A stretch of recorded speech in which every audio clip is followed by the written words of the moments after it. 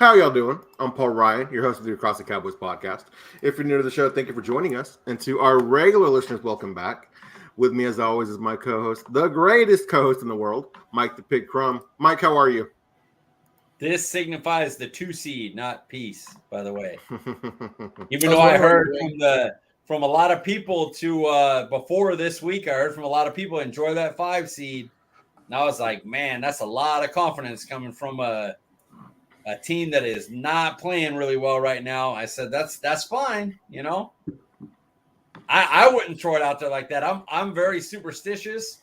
So even when I was giving them smoke after talking about the 5 seed, one of them was like, "Hey man, I deserve it. You know, give it to him." I'm like, "Nah, that's it. Because this thing ain't over. You know, I'm not stupid. I respect the Commanders, and I know how the league is. The NFL is a strange lady, so you don't go too crazy. This thing's not over. But right now, we're the 2 seed, so I'm telling them enjoy the 5 seed. That's where you're at right now. You're in the 5, so enjoy that.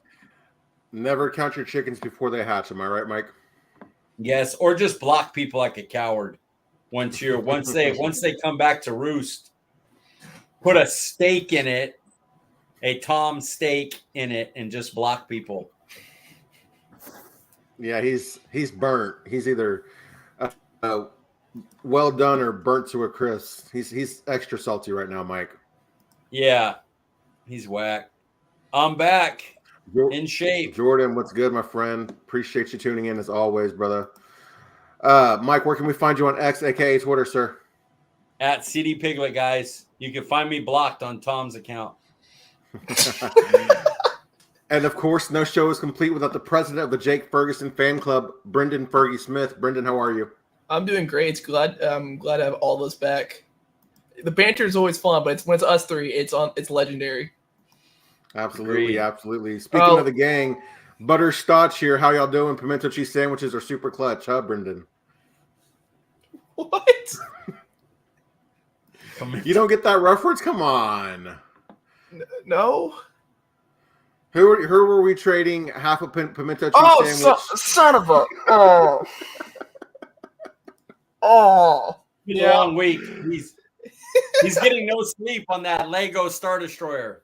Dude, it's... I got you. We'll talk about it in a little bit. Yeah. We'll let it slide this week, Brenden. Our honorary 4th member, Prescott. I totally forgot about that. Yeah. Great callback. Yes, sir. Brenden, where can we find you on X, aka Twitter? Find me at Brenden_Smith26. I am Paul Ryan, and you can find me on Twitter at Paul_Ryan15. Well, it was quite a weekend, gentlemen. The Cowboys won another home game to remain undefeated at home. Philly lost in embarrassing fashion, and we've got a lot to discuss. But before we talk about anything, unfortunately, there is no Meatless Monday this week, and because we didn't record last week because of the holidays, I thought we could do a holiday recap, seeing how Christmas and New Year's have come and gone. So, Mike, how did you bring in the New Year? I've been pretty sick the last week and decided that I'm still going to go ahead and do the New Year's drinking. I hadn't held a meal down for I think 8 days. I just threw it. I don't know what I had going on. I didn't feel sick, but anytime I ate, I had to throw up. And I got to New Year's Eve and was like, I'm just going to chill. And then 18 shots later, I was pretty flat. 18? Yeah, I was somewhere. What were you drinking, Odell? I do when I drink, I can tolerate a lot. So it was a lot though. I don't remember. I watched videos that I recorded after. I was like, oh shit, that's hella funny, dude. I was still quick-witted. So were you with the family? Were you with friends? You were at the house? What was your night like, Mike?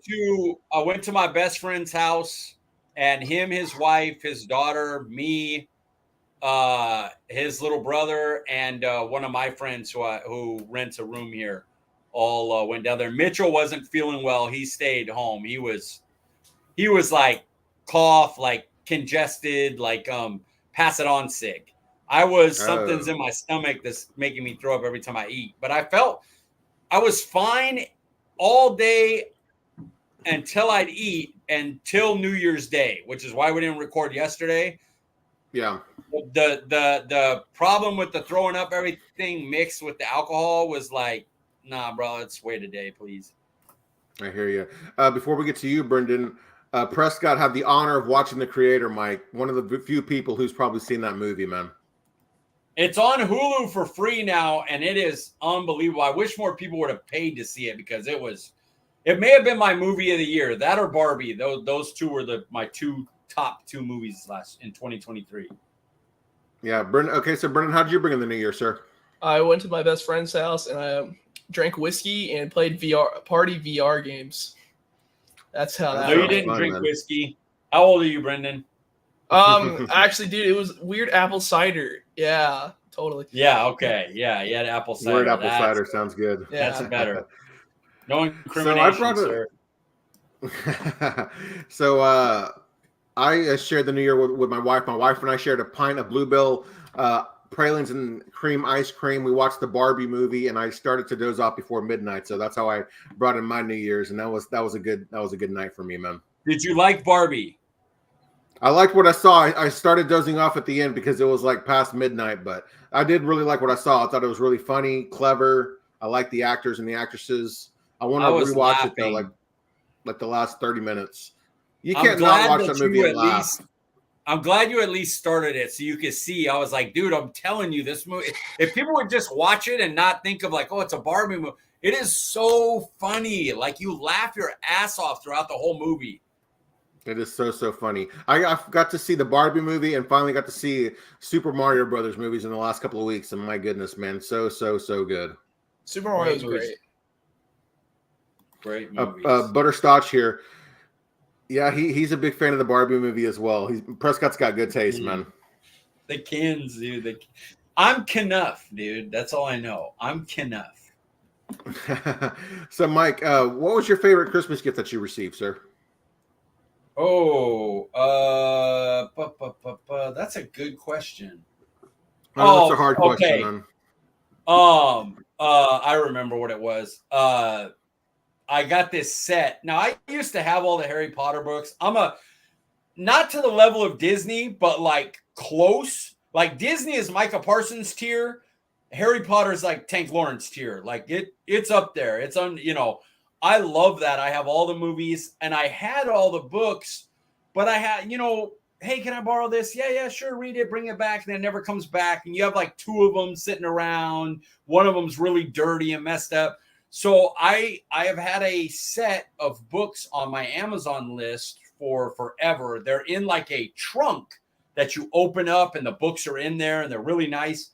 And I don't know how, but my mom got a hold of that. I don't know how she found out I had that. She doesn't have access to my Amazon list because she's the type that even though I'm a grown man will spend like $1,000 on Christmas gifts on us, even the older sons, let alone the grandsons. So yeah, it was really cool. It was an expensive set. And I am a little mad at her that she paid for that, but it was pretty awesome. Like I was like, this is badass. And it's a set that I've already read.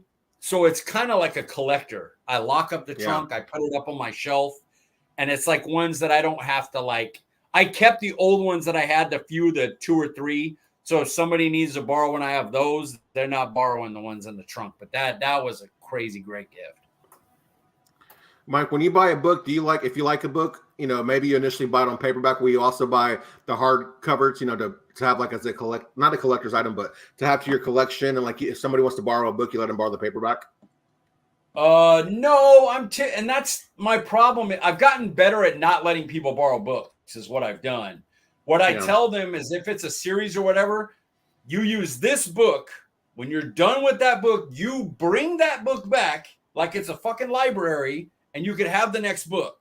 Otherwise, like I had all the Odd Thomas books. I have like 6 now. Like I'm a collector. I read a lot. Like Maximum Ride is a James Patterson series of books. I had every one. I've got like 5. And there was like 20 of those or something. Like I think 15. But I have like 5 now. Like I can't, it sucks. I'm nice enough to, and there was a lot of people that would borrow. Oh yeah, of course. Yeah, go ahead. No problem. And then you don't see them anymore. The Percy Jackson books, all are gone. Like It was kind of a bummer. So now I'm collecting the books back, like the Harry Potter and stuff, but they're not going to be for people to use. They're for me to be like, this is the stuff I've read that I really like, and I have them lined up. Odd Thomas is the next series that I'll fill back in, the ones that I'm missing. That's a great series of books. And, in 2023, I got back into reading, and my wife's got quite a collection of books, but they're all paperback. However, I'm like, I'd like to build up a collection, and I'd like to have both the hardcover and the paperback, just because if somebody wants to borrow one, I'd rather let them borrow the paperback, and I can still have, like a display of all the books that we have. That's not bad. If you got the money to do it, do it. The problem is the money. Yeah, for sure. Brenden, I have a feeling I know where you're going to go with this question, but what was your favorite Christmas gift, sir? Well, the funniest thing is, of course, I'm about to talk about the easy answer, but I'm getting towards the age I'm actually starting to like getting some clothes for Christmas. I'm like, hey, I'll wear this out. Hell yeah. My mom's gonna give me some nicer clothes. I think she's trying to class me up a little bit each year by Christmas. For now, I'm gonna say my favorite one is the X-Wing because it's finished. The Ultimate Collector Series. But it's got to be the Venator, the Ultimate Collector Series Venator class Star Destroyer. It's so badass. I've seen so many pictures and videos of it, but right now it's badass. It's a pain in my ass right now. I'm trying to be so perfect with it, make sure everything fits perfectly, and my mind rots. But as soon as it's done, it's gonna be awesome. I already got cases I'm gonna buy for them in time. I don't know if you all hear me. Everybody froze for a second. Is everybody back? Everybody's good? Yeah, you froze for me. Paul was fine, but okay, my bad. That maybe it was on my end. I'm sorry. We were on the Star Destroyer when I lost you. Sorry about that. No, you're good. Like I said, I already found really cool cases that I'm gonna get for both of them and all that. It's all. I love collecting. It's too much fun. Brenden, you mentioned clothes. Did you get a cool hoodie or jacket or something, or what was? What was it about the clothing that you got? Well, first off, I'm not a fancy person, so I don't have any nicer clothes really or anything. But my mom got me 2 nice pullovers. One was a Tommy Bahama Cowboys one. Oh, nice. So I've been wearing that out a lot, and just some nicer collared shirts and stuff. But stuff I can actually wear out to nicer areas. I didn't know. So Tommy Bahama Tommy Bahama makes winter clothes as well. Apparently so. I was like, I would wear the pullover right now, but it's kind of drying. I hear. All right, Mike, I know you mentioned, off camera that you got a lot of Christmas gifts, but was there a favorite gift that maybe you gave somebody? Not being triple X rated. So, what the hell? Everybody knows I do shit. Okay, so I bought a pair of Crocs. This is going to be I don't know why I'm telling this where it's exposed out to people. I bought a pair of Disney Crocs for somebody. Some stuff went wrong with that person, and they didn't know I had got that for them, and stuff went wrong before Christmas had happened. So I was like, well, fuck them then. I'm going to give it to somebody else. So somebody got a really nice pair of Disney Christmas Crocs. It wasn't for y'all. Sorry if you listen to this and find out, but it's still really nice. You still got them, but they were not for you. But yeah, that's. Mike, do you wear Crocs? Do you own a pair of Crocs? I do not. I as much as I'm like, I have LeBrons and I have Jordans. Like the Jordans I bought, I thought were Laker LeBrons. Like I don't know shit about shoes. I just see stuff and I'm like, I like that. And they're like, those shoes are like $220. I'm like, yeah, but I like them. And they're like, oh my God. Yeah. But I'm not a shoe, I'm not a shoe person. Not a shoe guy. I have slippers. I have the LeBrons. I have the Jordans. And I have my work shoes that I no longer need. But I don't go on and what's the next pair of, I have no idea. I want the Lucas. I know that. I don't know what.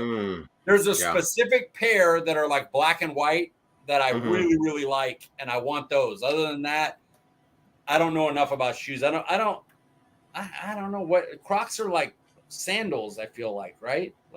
Yeah, they're kind of like slip-ons, just like your regular wear. Go to the grocery store, go on a walk, or go to get the mail. Kind of like your daily wears, if you will. I'll get some Disney ones. How about that? And then I'll display them on here next time I wouldn't mind having a pair of Crocs. What about you, Brenden? You seem like a Croc guy. Do you have a pair of Crocs? I have 2 pairs of shoes. 3 pairs of shoes if you include my slides. That's all I got. I got you. Yeah, I like Crocs are this generation's version of slides. I feel like is what those are. Best way to describe Crocs.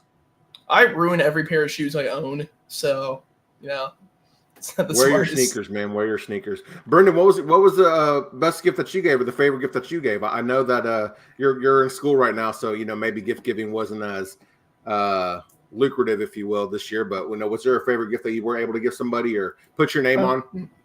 I wish I could say so, but my parents did not allow me to have an actual I had a fight to make sure I could do the podcast, and I could not fight to get a job. You do not have those Crocs. No, you do not, Prescott. So you got to show a picture, Prescott. Seriously, is that even a thing? That seems like he's making that up. Oh yeah, because I love Post Malone. No, but most of my high school, I don't think it's Chicken Express though. But my high school, a lot of my friends got them or something. But no, those are actually a thing. I don't know if it's Chicken Express, but those, but he did do a collab or whatever. But yeah. Oh, with Canes.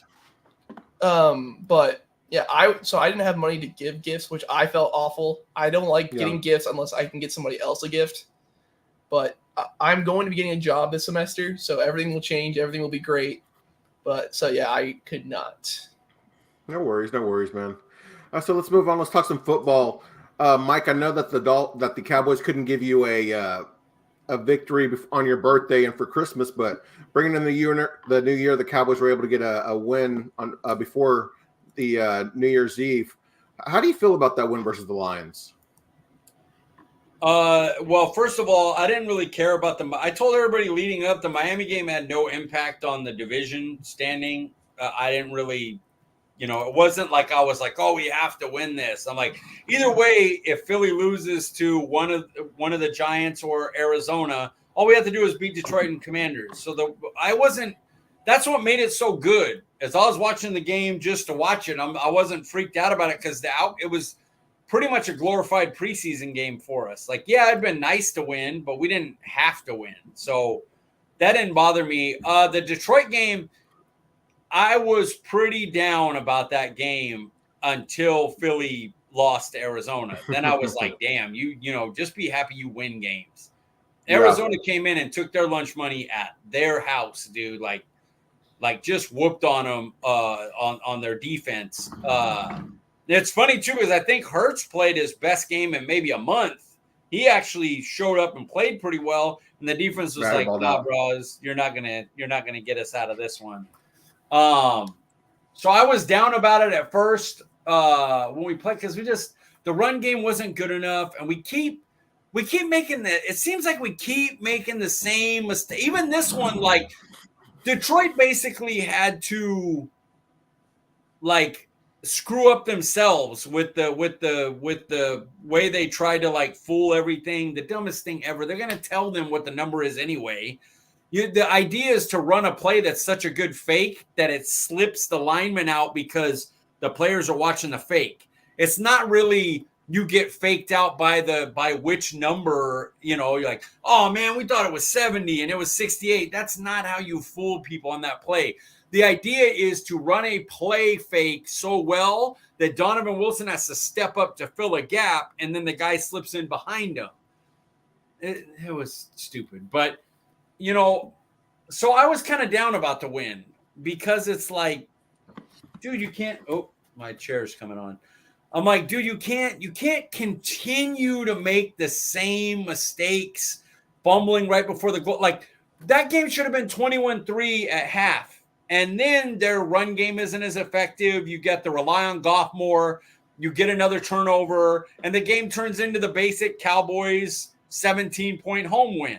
But because they, Lamb fumbles a ball, and they just have these little tiny things that keep them from their full potential, and it gets annoying to watch that every damn game that's competitive. Any competitive game, it always feels like, well, it should have been a damn blowout if you didn't shoot yourself in the damn foot. So I'm glad we win. Now, at the end of the day, you won. You beat a really good team. F it. You could have been the Eagles and blown it. But I was down about it at the time.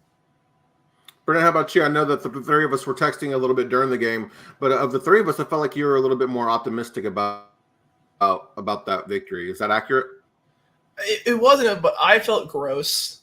I felt both teams wanted to lose. Honestly, they're like, we don't want that higher seed. Mm-mm.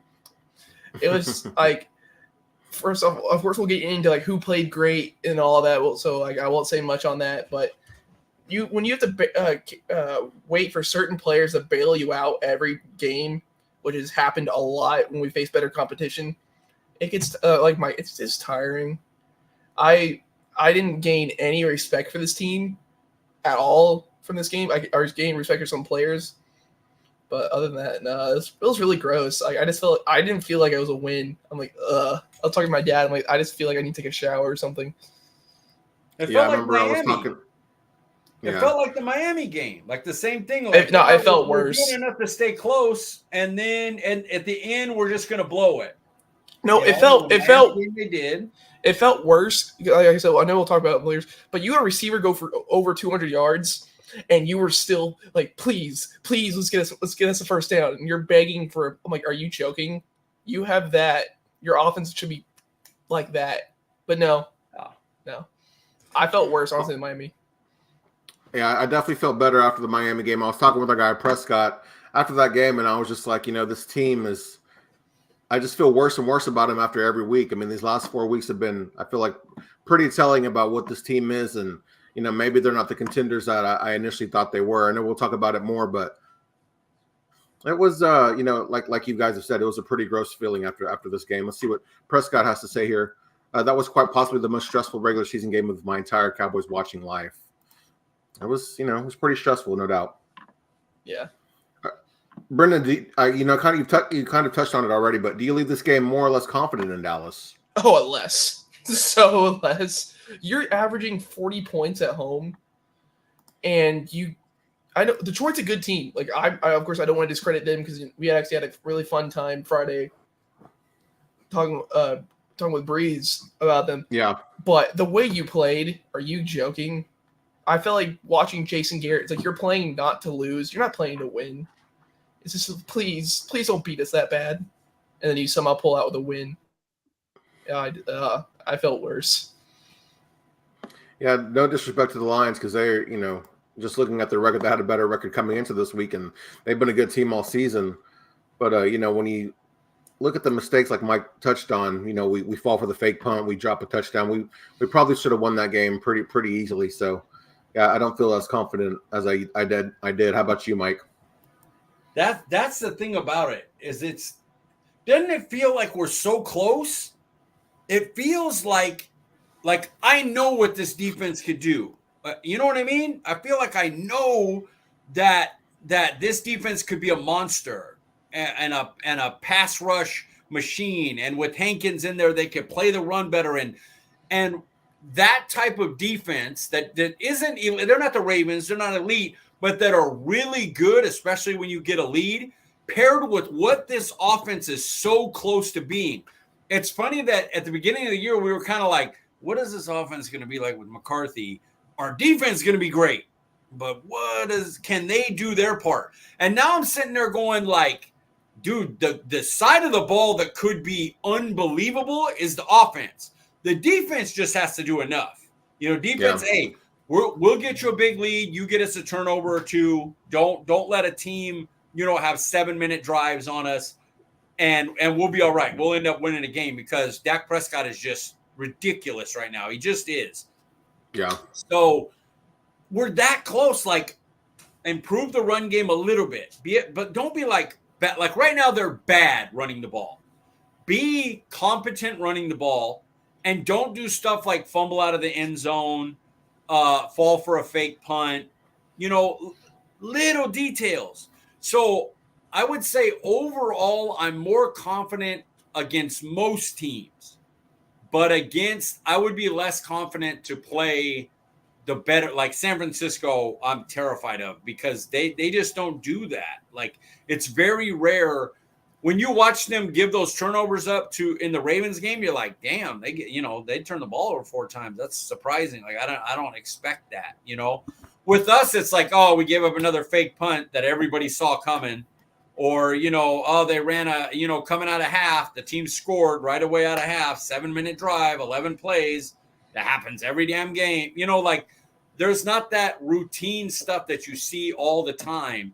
And so when you play a team like San Francisco, it terrifies me. I think we could overpower a lot of other teams. Rams are playing really good. I just believe that their defense will not be able to do enough to stop us, and will cause enough Matt Stafford sack fumble, or he'll get rushed and throw an interception. We'll do enough to where eventually we'll pull ahead of them. Niners, I'm less confident. You can't make mistakes versus them. You got to play a perfect game. They're better than you are. And we haven't shown the capability of playing a perfect game. We haven't. Absolutely. I agree with that 100%, Mike. So, with that being said, do you trust Mike McCarthy at all anymore? This one's so hard. They were so bad that game. The coaching was, and I'm a McCarthy guy. Let me put this out there. He's won 12. He's about to win 12 games in a row. He's gone divisional loss, then a road playoff win. Now looking like a 2 seed is very possible. Nothing's a guarantee, guys. Knock on wood. This thing is not over, but it's looking that way. 3 straight 12-win seasons. He's had to deal with injuries. It's like Trayvon Diggs goes out, LVE goes out, and I know that's one side of the ball, but he's the head coach. He's got to deal with all of it. Michael Gallup has been down, and they've had to cut his snaps, and just a lot of stuff is going on. Tyron has missed games. He's had to deal with Edoga. Martin's missed a game. Now Tyler Smith. Every time it feels like, oh man, this could be devastating. He just, okay, we'll come up next one and we'll play and win. So I don't want to make it like he's horrible, but my God, the last game, the way he called the runs and the way they managed the clock at the end, that's head coach. That especially he's your play caller. So he's won a Super Bowl. He's done well with us. I'm not completely out on him. But even I'm like one of his last supporters, and I'm like the guy that fakes like he's jumping off the building. That's me. I'm right there on the edge. I'm not defending him anymore. I can't sit there and go, oh yeah, but he's done this and that. If somebody's I'm out on McCarthy, if Brenden comes up right now and is I can't deal with this motherfucker anymore. I'm I get it. I can't defend him any longer. So, I'm nervous about him. For sure. Brenden, how about you? Do you trust McCarthy anymore? I first off, it's my questions. I'm gonna say no, I don't. I hate it. After the bye week, he made the offense so much better. His play designs were finally doing motion. He finally realized what worked. But then now he's just regressing again. It's don't tease me, man. Like what Mike was saying earlier, the defense has shown it can be dominant. It will absolutely destroy an offense, and they won't be able to move the ball. Dallas has shown they can score 40 multiple times, but it's so inconsistent. And you know what that ends up being? A head coaching problem. You can be oh, Dan Quinn's on. Mike McCarthy's got to be on Dan's ass. Hey, why are we letting up these big plays and all that? And they've been working on it. And all these penalties for the past 3 years, it's been Mike's problem. His offense. I love talking shit, but then over they play better. I like giving people credit, like Jordan Lewis and all that. I'll dog anybody, and then they can win me back. Mike McCarthy won me back, but then I realized that was awful competition. What team have we besides Philly? What team did we beat that bad? No great team. I don't trust it. If it's conference championship or bust, we go out in the divisional round again. Oh, bye. We can do a whole show where I'll be pumped up talking about new head coach candidates, and you'll see me a lot of energy. But no, that man needs to go. Interesting. I don't know if I'm quite there yet, but I will say, just especially this year, when we've had to face better competition, we just haven't stepped up the way that I thought we would. I mean, Philly, the way we came out against Philly after that Seattle game and what we did to Philly at home, that was impressive. But then the way we played against Buffalo, that was embarrassing. The way the Miami game ended, and for a quarter and a half of how the offense ran was embarrassing. It's been strange. I'm a big McCarthy guy as well. I mean, I'd like to think this has been a pretty McCarthy friendly podcast since he was here in 2020. I mean, we were seeing his praises even after the 2020 season when we had the worst defense in the NFL. I mean, what maybe borderline one of the worst in NFL history. And so I'm not ready to quit on McCarthy quite like you are, Brenden, but it's been strange this year, and even as strange as it's been, he's still about to win 12 games for the third year in a row. I mean, Jason Garrett never did that. It's been a long time since we've ever had that happen. So I don't know what to think of better McCarthy, than Garrett. Yeah. To be clear. Yeah. Oh, easy. If anybody They're says not otherwise, they're comparable. insane. It's just, is he the guy that could get you over there? I always was like, yeah, he's won a Super Bowl. He'll be good enough. And now I'm like, I don't know. I don't know if he can beat the San Francisco. I've been hurt too many times. And like, I love Jason Garrett. I've taken a picture of, like, I've met him in person. Like, of course, it was a quick, like, hi, shake his hand or whatever. But he seems like, you watch him on TV, he seems like a super nice guy. And that's never anything about it. But dear God, if that's the bar, it's like, oh, well, he's better than that. Cool. 95% of the coaches in the NFL are. That's like, fair. Probably like, 98%. Yeah.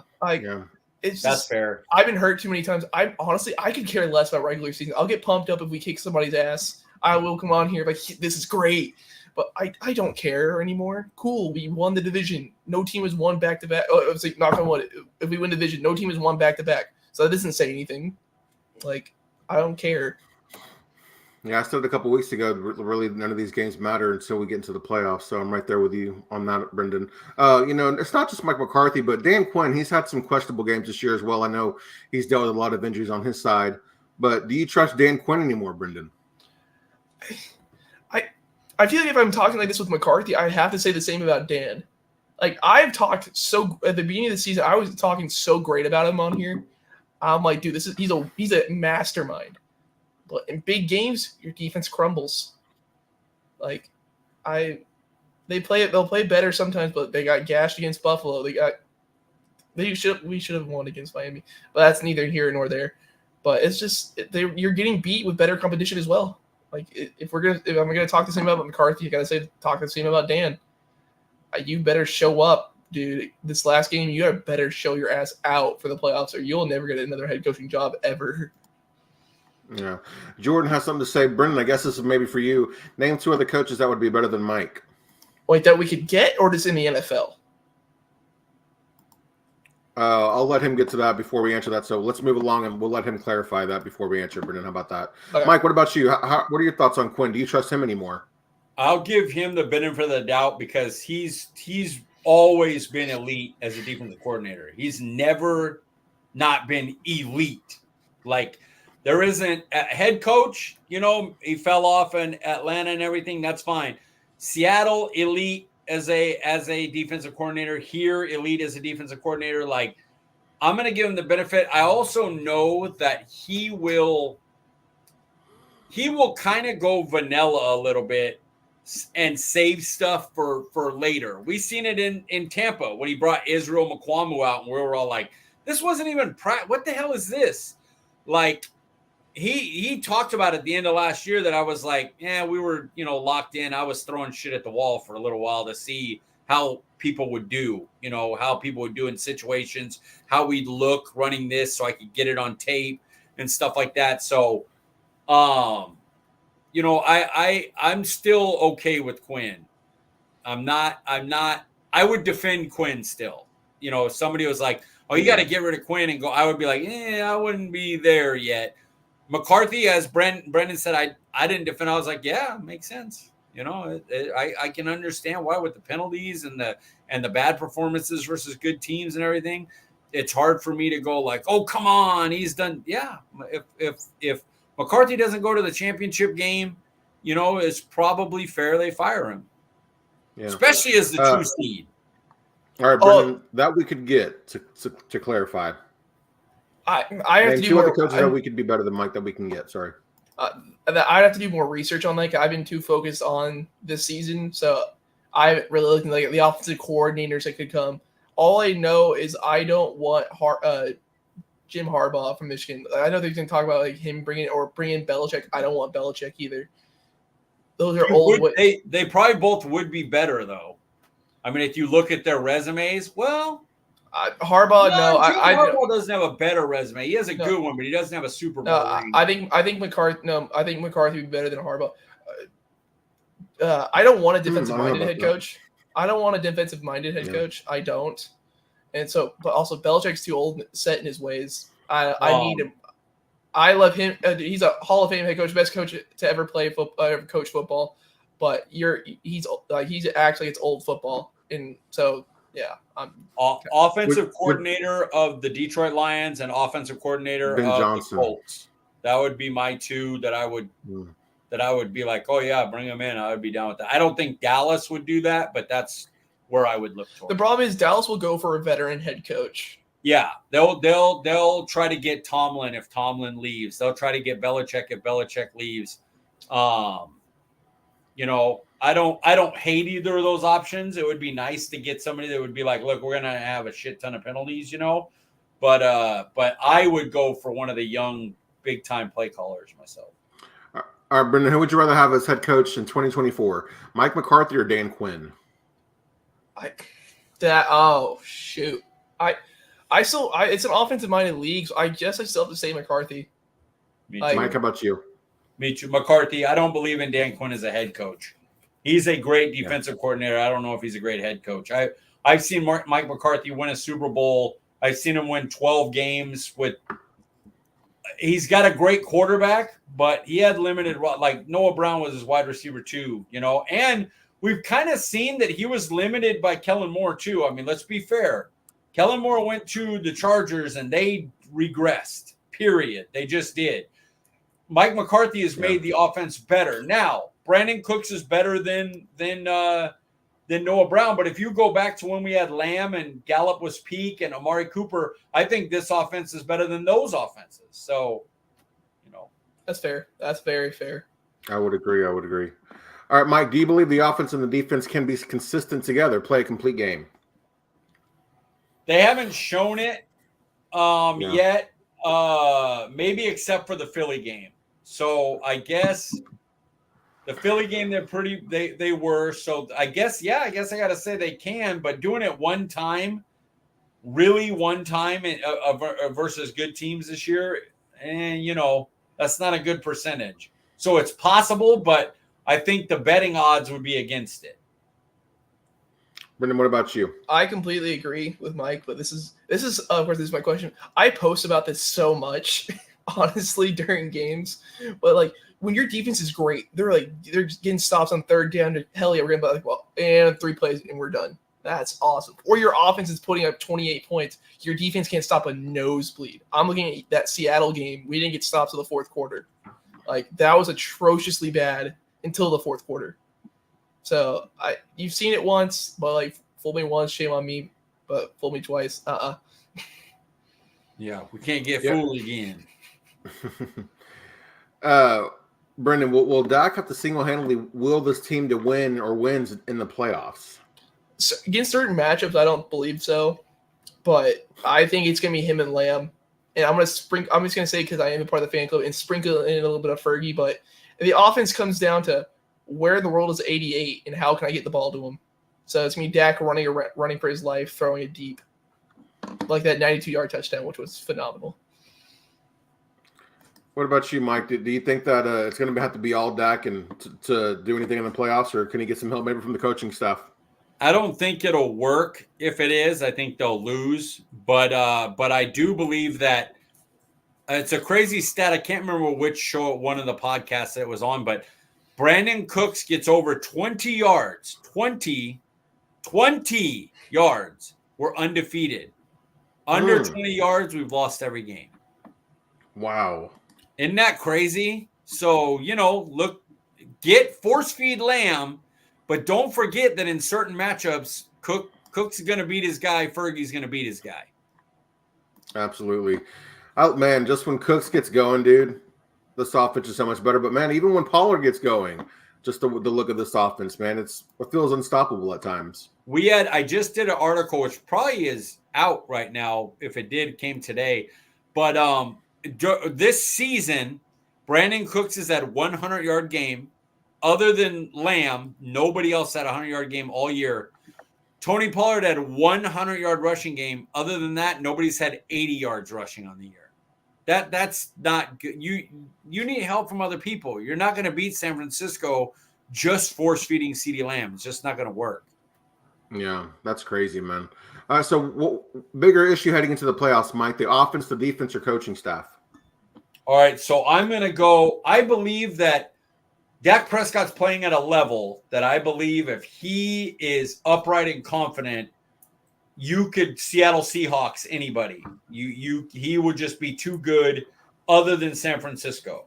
So I'm going to say O-line, which means I'm going with offense. That's my biggest worry. If the O-line, I mean, guys, we just brought Lyle Collins to the practice squad. That's not, I'm glad it's his friend and everything. He's on the team and good for him, help his friend out. But that's scary. That makes me worry about is Tyler Smith going to be an issue or something like that, So the O-line is my biggest worry. And so I'll say the offense because of that. Brenden, what about you? Bigger issue heading into the playoffs, the offense, the defense, or coaching?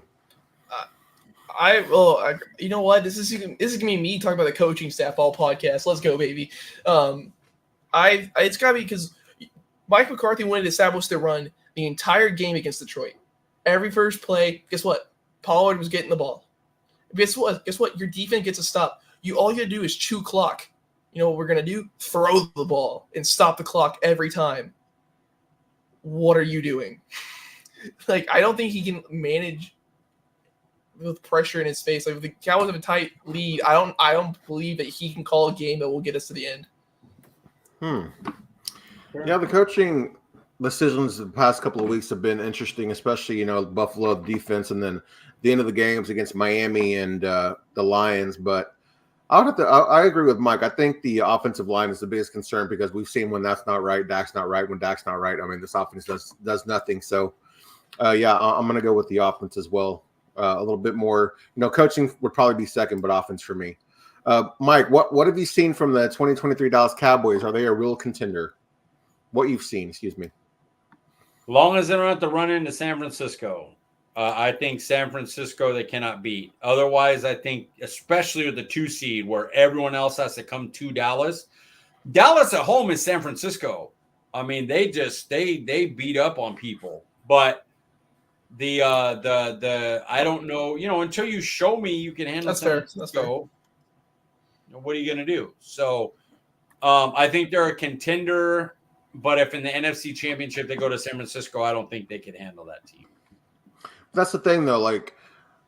It's San Francisco versus everybody, right? So San Francisco is what you would consider a real contender. You think about the Cowboys, it's like, well, if we can avoid San Francisco, if our offensive line is right, if Mike McCarthy's not getting in his own way, it's like we hear all these things that makes me, when I was talking to Prescott after the end of the Lions game, I'm like, I just don't feel like this team really is a contender, man. Because he was saying, look at Patrick Mahomes, they're not playing right. Joe Burrow's he's out. Brock Purdy just threw 4 interceptions, saying all these real elite teams are not playing well or during having injuries and stuff, and this could be our year. It's like, well, I feel like real deal contenders don't have to worry about that stuff. It's like they're the ones to look out for. They're not worried about other teams. Yeah, that's fair. If you're looking at could beat anybody contenders, they could walk in and beat anybody, I don't believe they could beat San Francisco. You got to show me. I'm sorry. You got to show me you could be competitive, especially offensively. So until I see that, if that's the standard, then no, they're not contenders. But really, I mean, I think it's San Francisco, Baltimore, and then I think the Cowboys are a top 3 team, if not at least top 5. Yeah, they're right around there. That's fair. There's those 2 that are. I mean, the elites. Brenden, what about you? What you've seen from this Cowboys team? Are they a real contender? Right now, I don't believe so. They've shown they can be. Like I was talking about earlier, they've shown that this offense can click and they'll score 40 points without the defense needing to stop teams multiple times. They can score 40, and this defense has shown they can snuff out anything. Yeah, but they haven't done it consistently. So I've turned into Mike this year. It's like, nah, you really just need to prove to me that you can. I'm not gonna be as optimistic. Yeah. Yeah, Prescott, he's a lot more optimistic than I am. I think that I need to see it before I believe it for sure. So I'm right there with you and Mike as well. So let's talk a little bit about some playoff teams, man. Dallas obviously heading to the playoffs. We're going to do 5 teams with the AFC and NFC combined that we feel most confident that Dallas could beat in the playoffs. Brenden, start us off. What 5 teams, AFC and NFC, do you think have the most confident that Dallas could beat in the playoffs? I combined this because the NFC South is atrocious. So I just combined them. So I did Tampa / the Saints.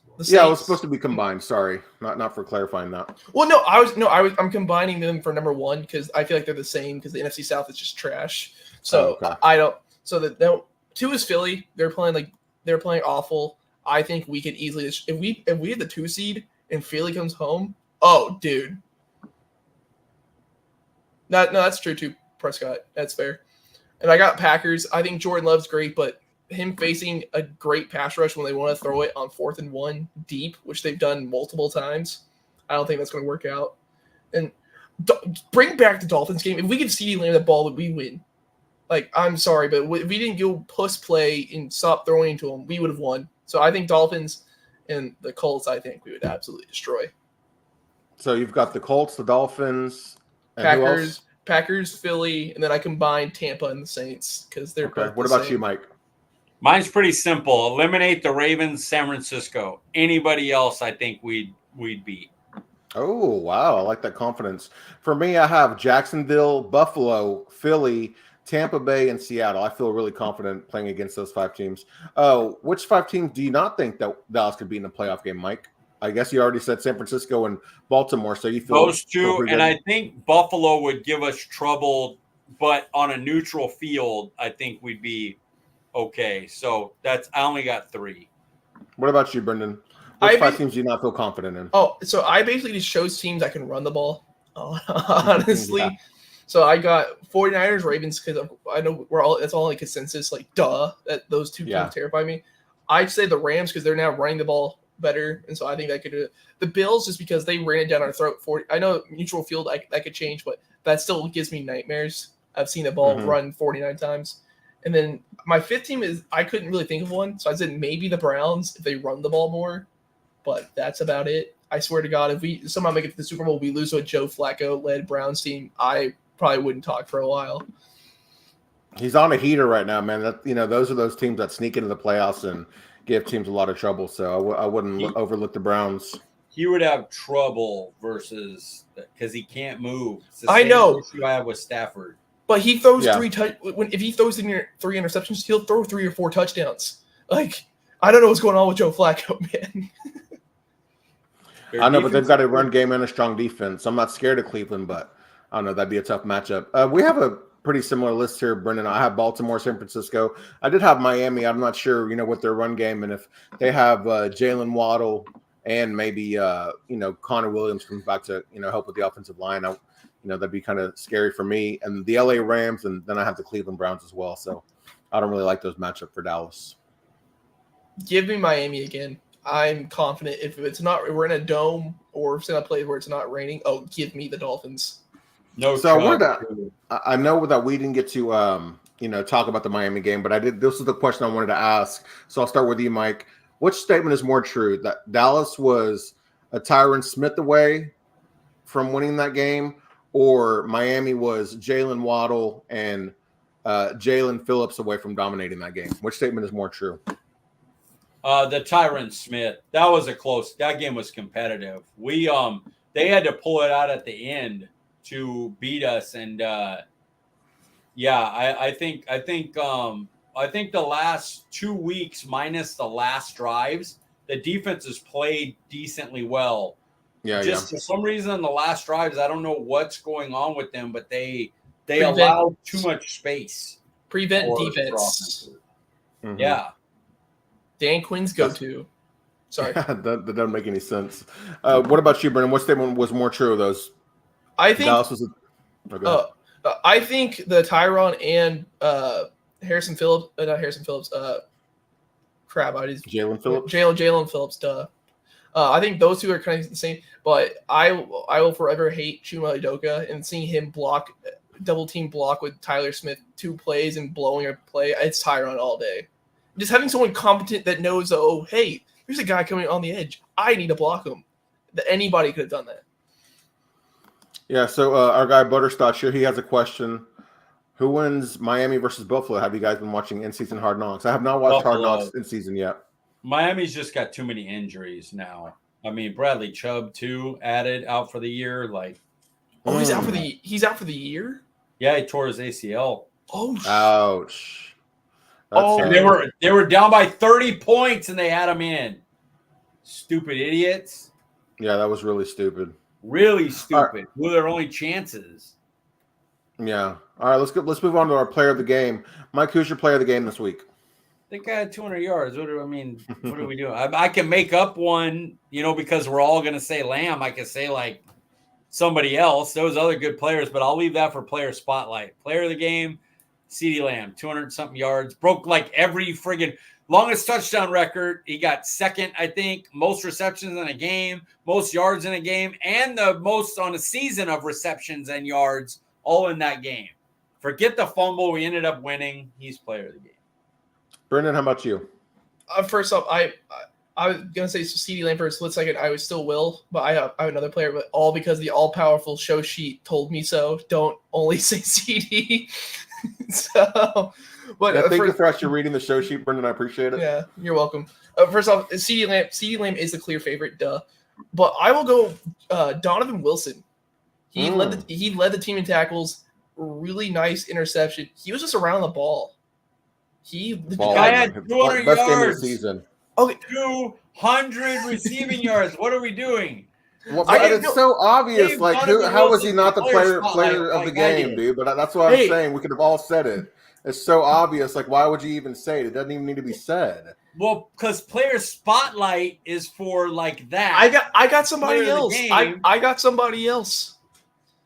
First player spotlight. Ferguson. You're just no, it's not. He didn't play nearly well enough for that. But they had good. They put corners and safeties on him. That's why. Dude, Donovan Wilson had his best game of his career.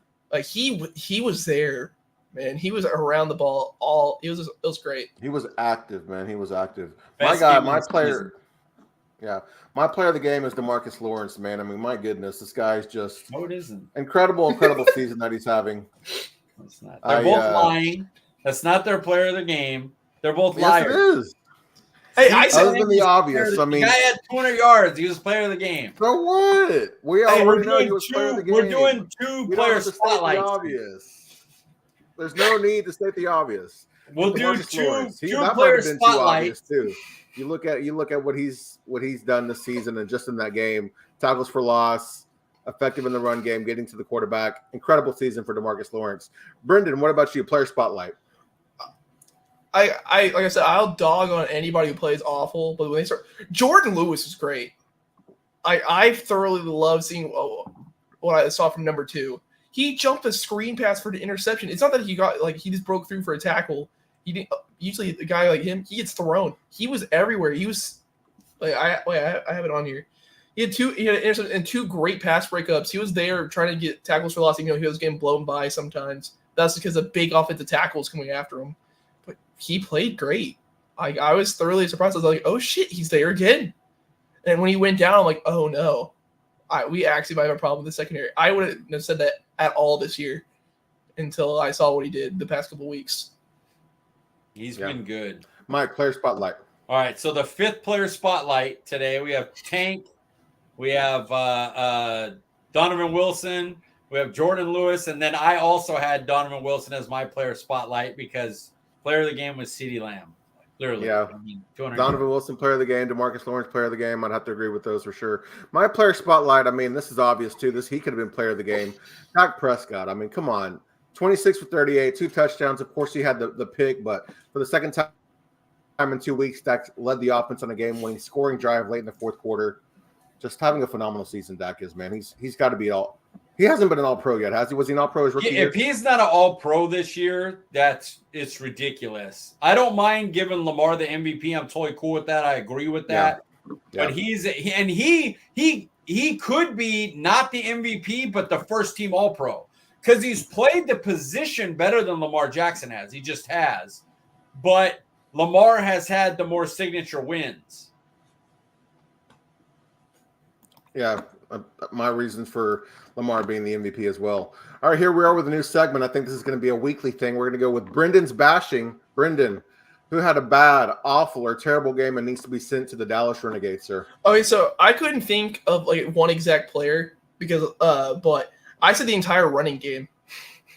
I said the entire running game because this was just awful. That's fair.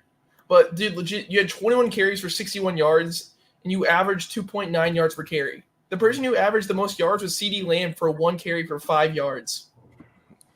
Pollard was awful. Yeah, he had a bad game, man. Deuce was whatever. We don't expect – I like what he did on the screen game and all that.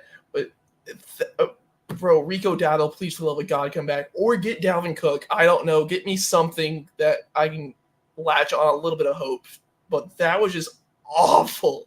Every time I'm like, why, dude, let Dak throw it 50 times. Is it going to help you win? Probably not. But dear God, do something. I want to see Lamb in the backfield more than I want Tony Pollard. I want Kevontae Turpin back there more than I want Tony Pollard. What's crazy though is Pollard had some plays where it's like, oh man, he looks like he's going to be a difference maker, but then he just had some that drop pass for I believe what was going to be a big first down. Just some really bad plays at the worst possible time that I think made his performance look bad. But yeah, the running game, man, was pretty bad on Saturday night. And the offensive line run blocking. I don't know what happens. I think maybe they just hate Tony Pollard because they're not run blocking well. But like I don't know. We need a big. Well, Detroit does have the number 1 run defense in the league, so this has been for weeks though. Honestly. Yeah. I would say the Brenden bashing should have went with the player of the game segment. Sure. All right, Mike. Views from the sidelines. Give us your team evaluation based on the last 4 games, and what, if anything, would change had Dallas had Hankins versus Buffalo and Tyron versus Miami.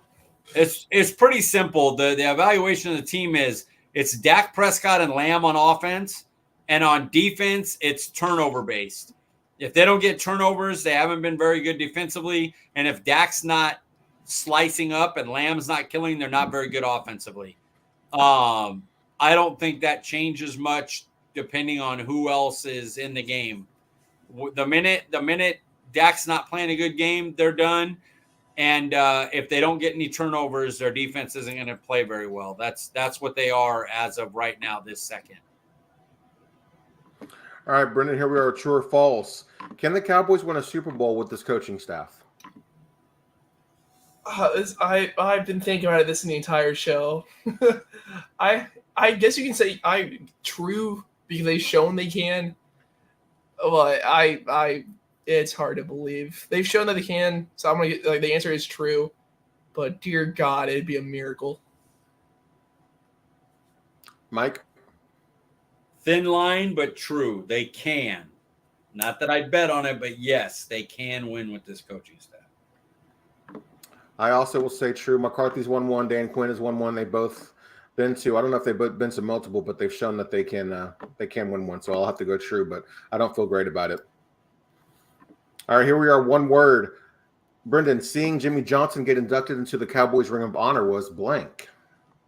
I said uplifting because, of course, it brought in the good spirits. I seeing people my age talk about it, I thought it was kind of funny.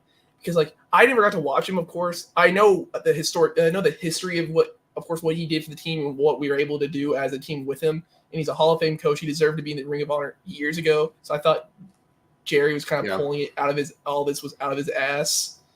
But it was uplifting because you see, hopefully the curse is over. Hopefully it's done. And of course it brings him joy. He's finally in the AT&T Stadium forever, which he deserves to be. So yeah. Mike, how about you? Seeing Jimmy Johnson get inducted to the Cowboys Ring of Honor was blank. I wanted to do curse breaking, but I'm not going to do the hyphenated word. Overdue. Overdue. That's nice. They needed to get that done now. And you look, the first game that Dallas is notorious for losing games. Notorious for losing this game. They literally did it last week to Miami. The 2-point conversion goes our way. We end up winning the game. Curse breaking is what it is, but overdue would be the one word. My word is relieving, man. It's nice just to know that Jerry and Jimmy could kind of squash their beef, the curse being lifted, finally, the pettiness being put to rest. It was a relief to see Jerry finally, in the drama and, bury the hatchet with Jimmy. So here we are, our top five personal goals for 2024. Of course, every new year, people set goals of things they'd like to do. So we'll do that here on the show. Mike, give us number 5 on your personal goals for 2024. I'm going to say be overall a better writer for Cowboys Wire, whether that's scouting more thoroughly, coming up with new ways to do the kind of what I've noticed for them is there's a lot of the same old 3 stars, major takeaways. I kind of want to develop something new like I tried to do when I did when I got another writer and I did each of us scouted a player at a position, what would be the better one to draft. I thought that was unique and different. And I would like to do stuff like that to try to make the site better. I would say that about this, but I leave all that work to you, Paul. So, Yes, sir. Yes, sir.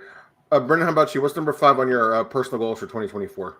I think my first 2 are uber simple, but I'll get another one. But my first one is just I gotta lose some weight. I with school and I got a little bit lazy. It's not that it's anything crazy, but my health. No, I've been eating awful for the past 20 years of my life. So I need a healthier mindset and work on that.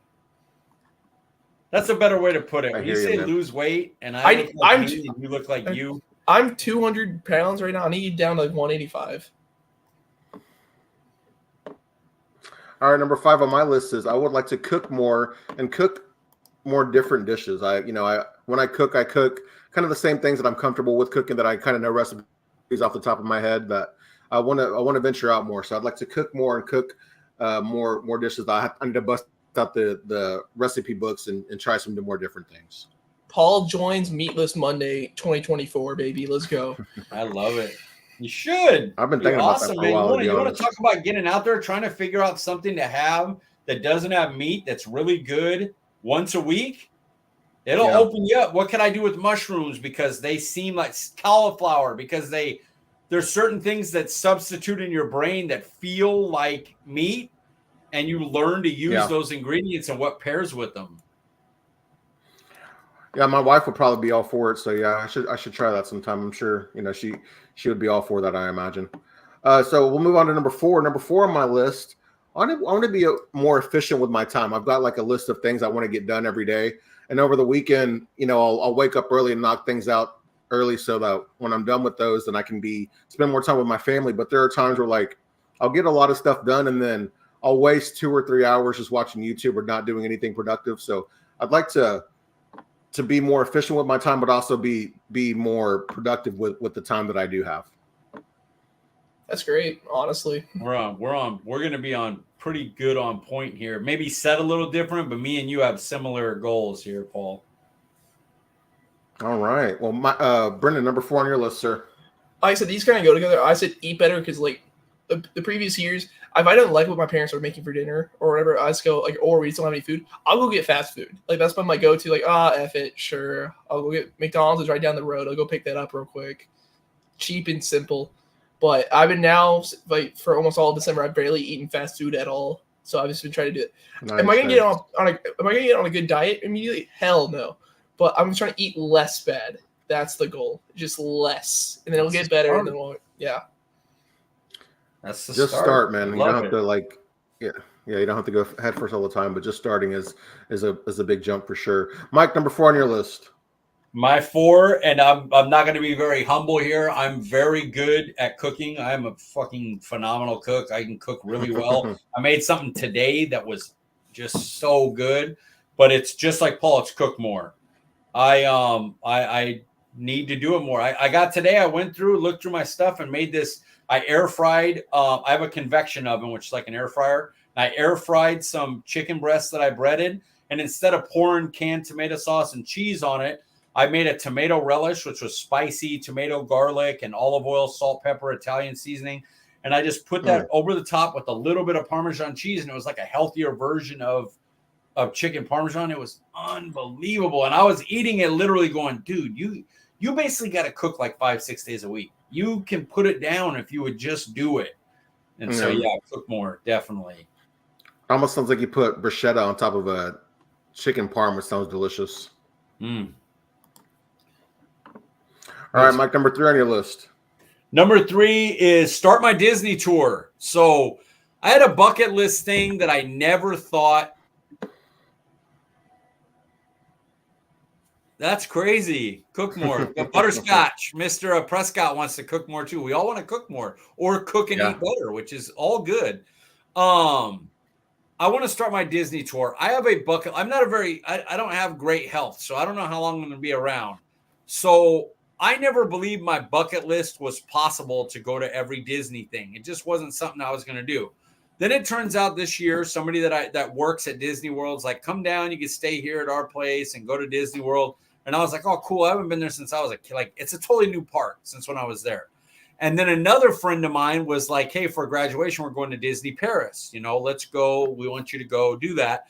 And their other kid has already told me, just so you know, when I graduate, we're going to go to Tokyo Disney. So you're talking the only 2 that I have left are Shanghai and Hong Kong Disney after those. So I'm going to go to Disney World in 2024. I'm going to Disneyland like 5-6 times, but that's going to be my one of my things is I'm going to start that tour. I'm going to Disney World, and that's going to start off me going to all the different Disneylands. I like that, man. That's a cool one. That's a unique goal for sure. All right, number 3 on your list, Mike. No, that was 3. I'm sorry. Number 3 on your list, Brenden. I try to have this for most years, but I think this year I'll try to do it better. But it's focus on school because this year I'll be this semester, hopefully this week, my last semester at TCC, and then I'll transfer to UNT, so I'll get my own place and all that. But if I can focus more, I can of course like start learning, go into degree of sports broadcasting and stuff, and so just be a lot more openings. So yeah, that's cool. The goal. Number 3 on my list is work harder, man. I could, definitely work harder at work. I can work harder on the POS, maybe on the podcast, excuse me. Like, doing a better job at editing, doing a better job at sharing, doing a better job of maybe going back to creating more creative thumbnails, and overall just working harder. It might be simple, but that's something I need to work on for sure. So work harder is number 3 on my list.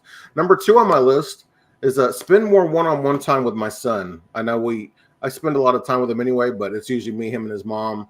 I'd like to develop as he's getting older, start developing a deeper bond with my son. We got to spend all day together while his mom went back to work, and I'm still on vacation, if you want to call it that, before I go back to work. It was nice to spend the day with him, but I'd like to spend more one-on-one time with my son. I think he enjoys that, and also I think we need to do that. So that's one thing I'd like to do. That's an interesting goal. Spend less time with my wife. Give her yeah. Brenden, number 2 on your list, sir. Mine was get out of the house more. Cause when I was in school and I didn't have a job, I didn't leave much. It's like, I can play on my Xbox. I'm just tired. Like I don't want to do anything. And so I need to get out more. I guess it's all easy have to do with being healthy, I guess. But I need to stop being in here. Besides building this will take up most of my time. But when it's done, I'll have to get out of the house more. That's a good one, Mike. What about you? Number 2 on your list? Be more consistent.